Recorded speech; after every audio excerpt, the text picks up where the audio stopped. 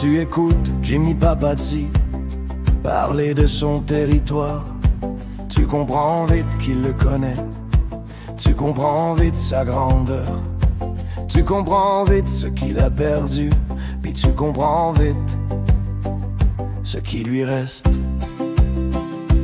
Carte en main, il explique les enjeux de son territoire, algonquin, Anishinaabe, et ce qu'il nous explique, c'est clair comme de l'eau de roche.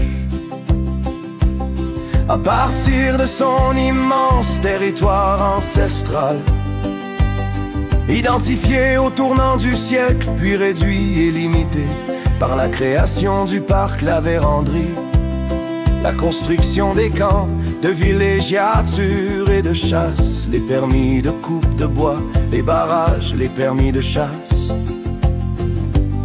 Tout ça pour les Québécois.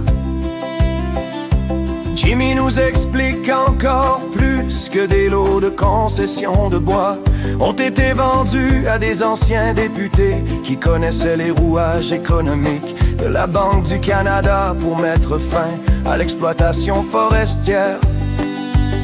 La population de Kitchissakik en avait assez, dû à l'abandon écosismique des forestières et des coupes progressives qui se dirigeaient vers leur communauté.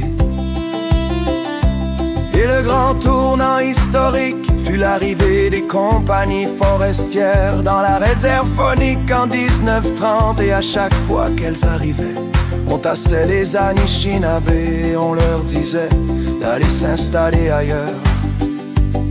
Pour les Premières Nations au Québec, on a des droits ancestraux qui n'ont jamais été éteints. Et selon les droits internationaux, on est toujours détenteur de nos territoires, car on ne les a jamais cédés ou vendus dans des traités.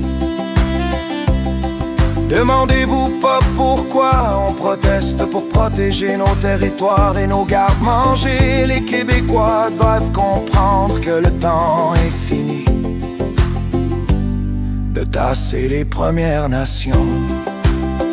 Et c'est à mon peuple que je pense, car on est forcé à toujours être en train de se battre pour protéger notre mode de vie. Mais attention les Québécois, ça va vous rattraper un jour où si vous protesterez toutes comme nous. Quand il restera plus rien dans nos belles forêts boréales, on en a assez de voir comment on méprise nos connaissances ancestrales. Elles ne sont même pas considérées comparativement à celles des biologistes du gouvernement.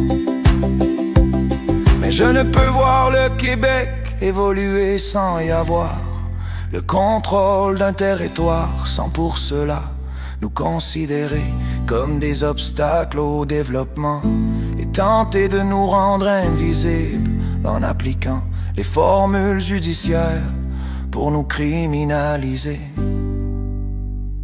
Alors moi, Jimmy Papazi, je dis qu'on veut juste avoir notre part des ressources, car les ressources sont en danger.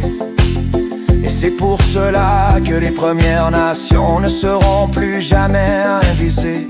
Et c'est à notre tour de définir nos plans économiques pour la survie de notre population, pour se payer nos propres services et vivre en harmonie avec notre territoire ancestral.